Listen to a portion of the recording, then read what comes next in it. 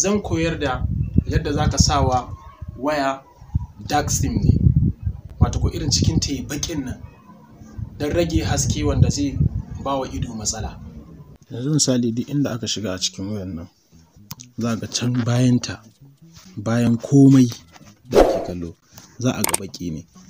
To abin da nake son koyarwa shine yadda zaka dawo da shi ya zama fari, in kuma yana fari ka mai da shi ya zama baki. To akwai abin da ake ce masa dark theme. Zan koyar ta hanya biyu. Yanzu zan fara searching ɗinsa. Za mu rubuta dark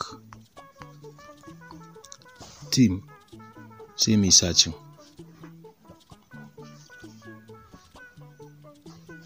Gashi ya zo a nan dark theme.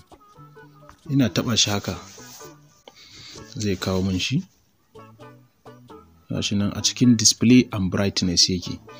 Sai mu shiga cikinsa haka. Gashi nan yayi blinking da kansa. Ina kashewa haka za ku ga bayan wayar yayi fari kamar yadda kuke gani. Kawai kashe shi ne. Idan to a baki yake kana kashewa zai yi fari. In kuma a fari yake kana kunna shi zai yi duhu. Yanzu kun ga bayan wayar can yayi fari.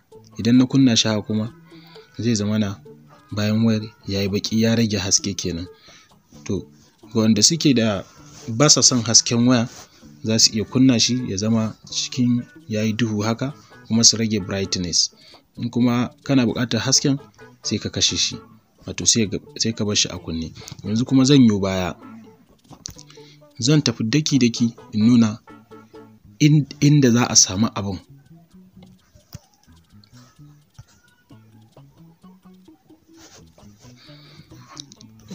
Za mu je ga settings.